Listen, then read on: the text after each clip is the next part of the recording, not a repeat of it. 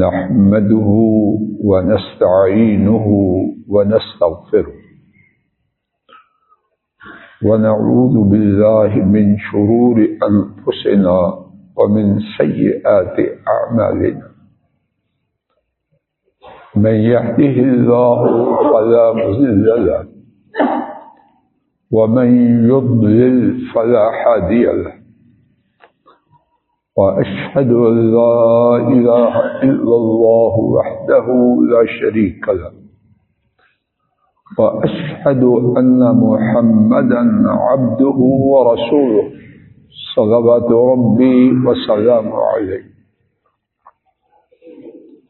أما بعد، فإن خير الحديث كتاب الله، وخير الحدي حدي محمد صلى الله عليه وسلم، وشر الأمور محدثاتها، وكل محدثة بدعة، وكل بدعة ضلالة، وكل ضلالة في النار.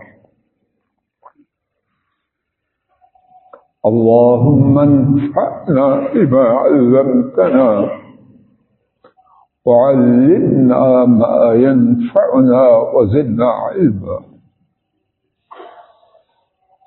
سبحانك لا علم لنا إلا ما علمتنا، إنك أنت العليم الحكيم.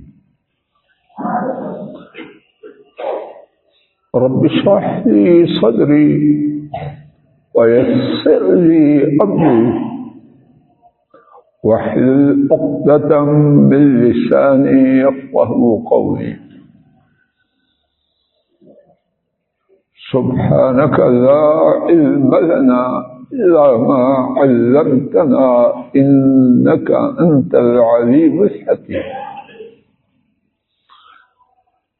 رب أعوذ بك من همزات الشياطين، وأعوذ بك رب أن يحضرون.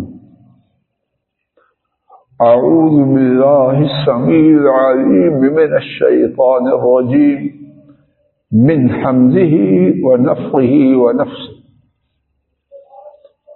روى الإمام الترمذي رحمه الله تعالى عن سيدنا أنس بن مالك رضي الله تعالى عنه قال: سمعت رسول الله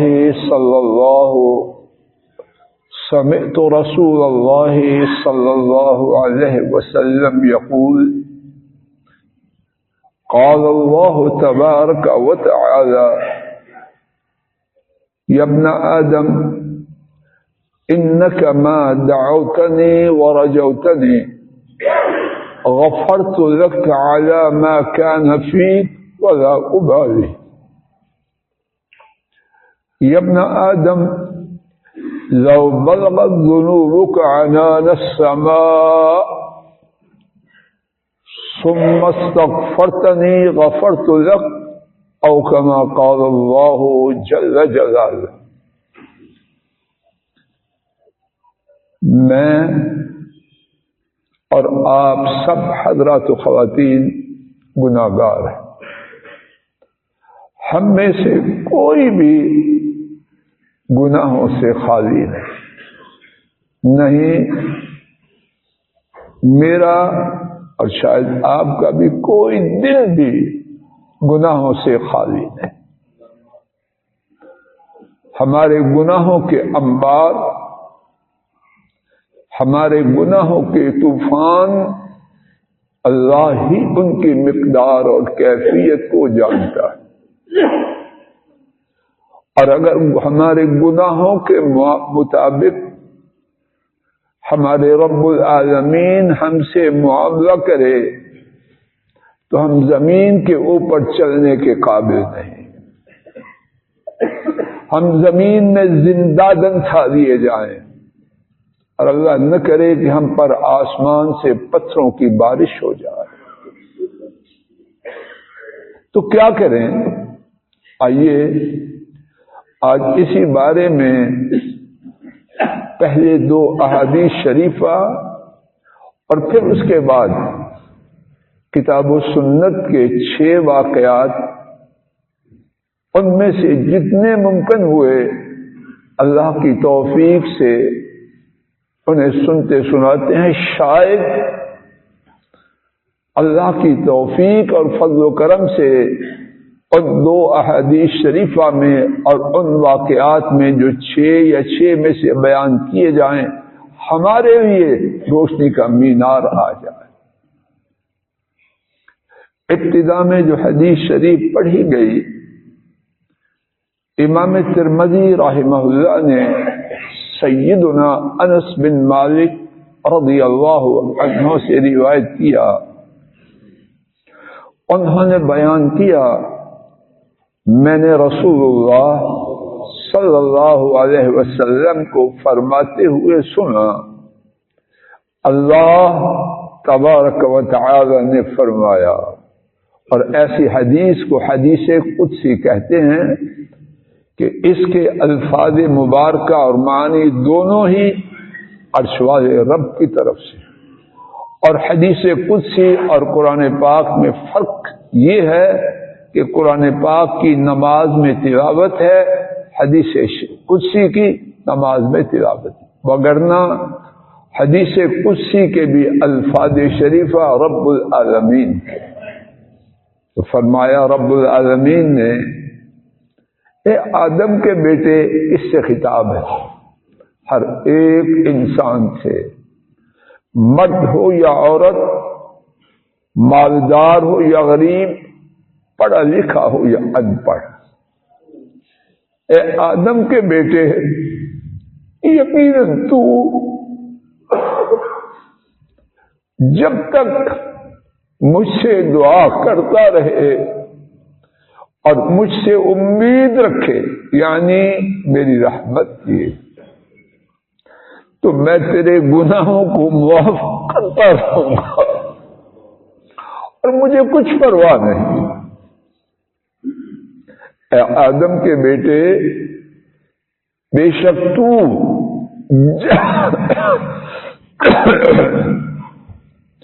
جب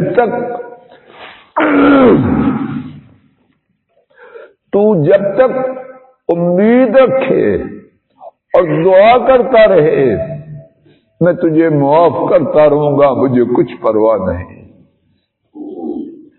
اے آدم کے بیٹے، دوبارہ فرمایا، اگر تیرے گناہ آسمان کی بلندی تک پہنچ جائیں، پھر تو مجھ سے اپنے گناہوں کی معافی طلب کرے، میں تیرے گناہوں کو معاف کروں۔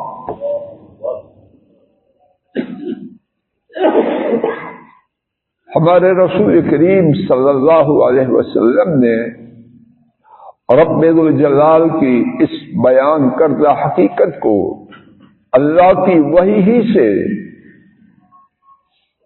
ایک اور انداز سے بیان فرمایا، اور ان کے ارشاد عالی کو امام احمد رحمہ اللہ نے سیدنا انس رضی اللہ تعالی عنہ کے حوالے ہی سے روایت کیا۔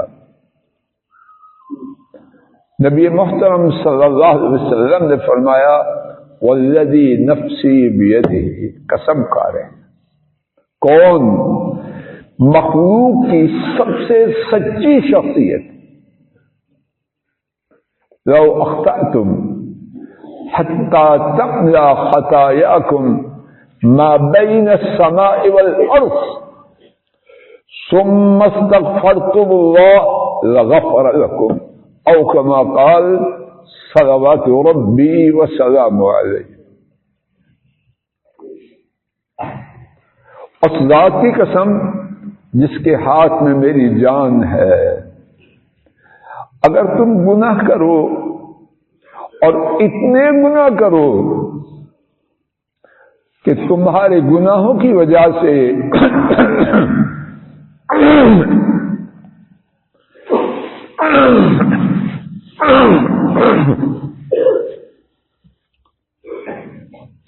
اور اتنے گناہ کرو کہ تمہارے گناہوں کی وجہ سے آسمان اور زمین ان کے درمیان جتنا خلا ہے وہ پر ہو جائے، اور پھر تم اللہ سے اپنے گناہ کی معافی مانگو، وہ تمہارے گناہوں کو معاف کر دے۔ حضرات و خواتین توجہ فرمائیے، میں آپ پاپی، سیاہکار، گناہگار اور مجرم تو ہیں ہی، شیطان ہمیں عجب انداز سے معافی سے پھیرنے کے لیے، توبہ سے ہٹانے کے لیے یہ سبق پڑھاتا ہے، اے فلان تیرے گناہ اتنے ہیں، تیرے لیے معافی کہاں ہے؟ معافی ہے چھوٹے تھوڑے گناہ والوں کے لیے، تیرے لیے معافی نہیں۔ یہ دو احادیث شریفہ اس شیطانی وسوسے کو دور کرنے کے لیے نہایت کافی ہے۔ اللہ کریم فرماتے ہیں تیرے گناہ آسمان کی بلندیوں کو پہنچ جائیں، تو معافی مانگے میں تو معافی طلب کرے میں معاف کر دوں۔ اللہ زیادہ جانتے ہیں یا لعین شیطان زیادہ جانتے ہیں۔ نبی کریم صلی اللہ علیہ وسلم فرمائے تم اتنے گناہ کرو کہ آسمان اور زمین کا خلا تمہارے گناہوں کی وجہ سے پر ہو جائے،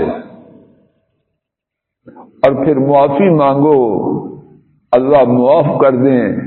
رسول رحمت صلی اللہ علیہ وسلم زیادہ جانتے ہیں، یہ تو اور میں زیادہ جانتے ہیں۔ آئیے آج کے سبق میں اسی ایک نقطہ کے بارے میں رب ذوالجلال کے کلام پاک سے اور احادیث شریفہ سے، جیسے کہ ابتدا میں عرض کیا، 6 واقعات یا ان میں سے جتنے ممکن ہوں ایک ایک کر کے باحوالہ اللہ کی توفیق سے سنتے سناتے ہیں۔ شاید میں آپ سچی، کھری، صاف ستھری توبہ کی طرف آگے اللہ سے اپنے گناہوں کو معاف کر پائے۔ پہلا واقعہ 30واں پارہ سورہ البروج، آیت شریفہ 10، رب کریم نے فرمایا ان الذين فتنوا المؤمنين والمؤمنات ثم لم يتوبوا ان الذين فتنوا المؤمنين والمؤمنات ثم لم يتوبوا فلهم عذاب جہنم ولهم عذاب الحریق۔ بے شک وہ لوگ جنہوں نے ایماندار مرد اور جنہوں نے ایماندار مردوں اور ایماندار عورتوں کو فتنے میں ڈالا۔ توجہ فرمانا، اس کے بعد کیا فرمایا؟ دوبارہ ترجمہ شروع سے سنیے۔ بے شک وہ لوگ جنہوں نے ایماندار مردوں اور ایماندار خواتین کو فتنے میں، آزمائش میں ڈالا، پھر کیا نہ کیا؟ پھر توبہ نہ کی۔ اہل ایمان حضرات و خواتین کو فتنے میں ڈالا اور پھر کیا ہوا؟ توبہ نہ کی، تو انہی کے لیے جہنم کا عذاب ہے اور انہی کے لیے جلانے والا عذاب ہے۔ بات کی تفصیل سننے سے پہلے اللہ پاک نے اہل ایمان حضرات و خواتین کو آزمائش میں ڈالنے والوں کے لیے جہنم اور جلانے والے عذاب کی جو بات کی، اس سے پہلے کیا فرمایا؟ کیا ثم لم یتوبوا، انہوں نے اہل ایمان کو آزمائش میں مبتلا کیا، پھر توبہ بولو، اور اگر کر لی تو پھر کیا ہوگا؟ بات واضح ہو رہی۔ آئیے اس آیت کریمہ کا پس منظر مکمل نہیں، مفصل حدیث ہے، اور امام مسلم نے اپنی کتاب میں سیدنا صہیب رضی اللہ تعالی عنہ کے حوالے سے مفصل بیان ہے۔ حدیث شریف کا نمبر 3005 ہے۔ خلاصہ اور انتہائی مختصر خلاصہ، ایک بادشاہ، اس کا ایک مشیر، ایک جادوگر تھا۔ جادوگر بوڑھا ہوا، باہمی مشورہ ہوا کہ ایک نوجوان لڑکے کو اس فن کے لیے تیار کیا جائے۔ بادشاہ نے ایک لڑکا دیا، تیار کیا جاتا رہا، اور راستے میں آتے جاتے لڑکا ایک اللہ والے سے ملاقات کرتا رہا۔ لڑکا مسلمان ہو گیا۔ بادشاہ سمجھ رہا ہے کہ یہ جادوگری کے لیے میرے موجودہ جادوگر کا جانشین ہوگا۔ لڑکا اللہ والے کی صحبت میں ہوتے ہوتے مسلمان ہو۔ بادشاہ کا ایک ہمنشین، ایک مشیر، ایک ساتھی بیمار ہوا۔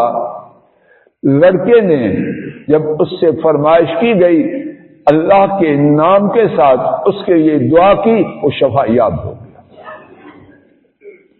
بادشاہ کا مشیر مسلمان ہو گیا۔ بادشاہ کو خبر ہوئی، سراغ لگاتے لگاتے بادشاہ تہ تک پہنچ گیا کہ لڑکا مسلمان ہو چکا ہے، اور لڑکے کو مسلمان کرنے والا ایک اللہ والا ہے۔ بادشاہ نے اسے بلایا اور اس سے کہا، اپنے دین کو چھوڑ دو۔ اللہ والے نے انکار کیا۔ بادشاہ نے آرا منگوایا، اس کے سر کے درمیان پہ رکھا، 2 ٹکڑے کیے، ایک دائیں جانب ایک بائیں جانب، اس کے دونوں ٹکڑے گر گئے۔ توجہ فرمانا، پھر پلٹنا ہے ہم اس بات میں۔ بادشاہ نے اس کے، اور یہ کہانی کچی پکی نہیں، اللہ کی فضل و کرم سے ہم نہ مانتے نہ بیان کرتے۔ صحیح مسلم میں سیدنا صہیب رضی اللہ عنہ کی روایت ہے، رسول کریم صلی اللہ علیہ وسلم نے بتلایا ہے، اور حدیث شریف کا نمبر 3005 ہے۔ بادشاہ نے اپنے ہمنشین، اپنے مشیر مسلمان کو بلایا، اس سے کہا اپنے دین کو چھوڑ دو۔ اس سے انکار کیا۔ بادشاہ نے آرا منگوایا، اس کے سر کے درمیان میں رکھا، 2 ٹکڑے کیے، جسم جدا جدا ہو گیا۔ اب بادشاہ نے بچے کو قتل کرنا چاہا۔ طویل قصہ ہے۔ آخرش بچے کو سر عام، بچے کے بتلانے پر اللہ کے نام سے قتل کیا گیا۔ بچہ قتل ہوا، شہر میں کوہرام مچ گیا، اور لوگ مسلمان ہو گئے۔ بادشاہ مزید غضبناک ہوا۔ گلیوں کے کناروں پر خندقیں کھودی گئی، اور ان میں آگ روشن کی گئی۔ اتنی آگ روشن کی گئی کہ گویا کہ وہ خندقیں نہیں، آگ ہی آگ ہے۔ اب کیا ہوا؟ بادشاہ نے حکم دیا، میں بات کو بہت زیادہ مختصر کر رہا ہوں۔ بادشاہ نے حکم دیا، ان میں سے جو کوئی دین سے جس کو وہ مان چکا ہے اس سے ہٹ جائے اس کو چھوڑ دو، اور جو اپنے دین پر جمع رہے ان گھروں میں ان خندقوں میں پھینک دو۔ اب مسلمان لائے گے ایک ایک کر کے ان آگ کے گھڑوں میں پھینکے، کوئی ہٹنے والا اللہ کے فضل و کرم سے تو نہ تھا۔ ایک خاتون آئی، اس کے ساتھ شیرخوار بچہ بھی تھا، وہاں بوڑھے بچے جوان سب آگ میں جلسے ہیں۔ ظالم کا کوئی دین اخلاق تو نہیں ہوتا۔ اب خاتون اپنی وجہ سے نہیں، بچے کی وجہ سے ڈگمگائی۔ رب ذوالجلال نے بچے کو بولنے کی طاقت دی، کہنے لگا یا امہ اصبری فإنک علی الحق۔ اور نبی کریم صلی اللہ علیہ وسلم نے فرمایا 4 بچوں نے بچپن میں جبکہ بولنا ان میں نہ آیا تھا، 4 بچوں نے حکم الہی سے گفتگو کی، ان 4 میں سے ایک یہ بچہ تھا۔ بچے نے کہا اے میری اماں صبر کرو، ڈٹ جاؤ، یقیناً آپ حق پر ہو۔ اب کیا ہوا؟ رب ذوالجلال کا ان کے بارے میں اپنے کلام پاک میں ہمیشہ ہمیشہ کے لیے ارشاد آیا۔ سورت کا نام سورہ البروج، اور قصہ اس سورت میں جا کے دیکھ لیجیے۔ ہمارے موضوع کے متعلقہ بات، ان الذین فتنوا المؤمنین والمؤمنات ثم لم یتوبوا۔ آپ کے گمان میں یہ بادشاہ اور اس کے ساتھی کسی معافی کے حقدار ہیں؟ 100 دفعہ ان کو دنیا ہی میں زندہ جلائیں پھر بھی غصہ ختم نہیں ہوتا۔ لیکن اللہ وہ اللہ ہیں، اگر جبار و قہار ہیں تو غفور الرحیم بھی ہیں، رحمان و رحیم بھی ہیں، غافر الذنوب بھی ہیں۔ اب اللہ نے کیا قاعدہ بیان کیا؟ ان الذین فتنوا المؤمنین والمؤمنات ثم لم یتوبوا۔ بے شک جن لوگوں نے اہل ایمان کو، حضرات و خواتین، مومن مرد مومن عورتیں، ان کو آزمائش میں ڈالا، اور آزمائش آسان تھی یا کٹھن تھی؟ سر کے درمیان آرا رکھ کے 2 ٹکڑے کرنا، 1 2 بچے کو برسر عام، بچہ نہیں نوجوان ہو چکا تھا، نوجوان کو برسر عام قتل کرنا، اور وہ جوان جو بھی مسلمان تھا اس کو دہکتی ہوئی شدید آگ میں پھینک کے ختم کرنا، یہ گناہ ہمارے خیال میں معافی کے قابل ہے، لیکن اللہ ان کے ہاں کیا ہے؟ ثم لم یتوبوا، پھر انہوں نے توبہ نہ کی، فلہم عذاب جہنم ولہم عذاب الحریق، ان کے لیے تب، کب؟ جب توبہ نہ کی، جب توبہ کی بات ختم ہو گئی، پھر توبہ نہ کی تو ان کے لیے جہنم کا عذاب اور جلانے والا عذاب ہے۔ امام حسن البصری رحمہ اللہ اس واقعہ کی تفسیر میں لکھتے ہیں انظروا الى لطفه وجوده قتلوا اولیاء وهو يدعوهم الى التوبة والمغفرة۔ ان کی جود و سخا دیکھیے، ان ایسی مخلوق میں سے کسی کی ہو سکتی ہے؟ اگر ہو تو وہ خالق کیسے ہے؟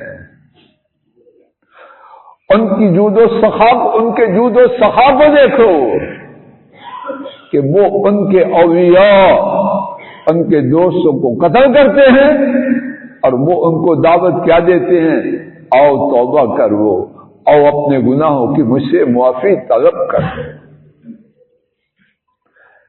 تو آج کا سبق کیا چل رہا ہے؟ رب ذوالجلال میرے اور آپ کے گناہوں کی وجہ سے، بلکہ گناہوں کی سنگینی کی وجہ سے، گناہوں کی کثرت کی وجہ سے اپنی معافی اور توبہ کے دروازے کو بند نہیں کرتے۔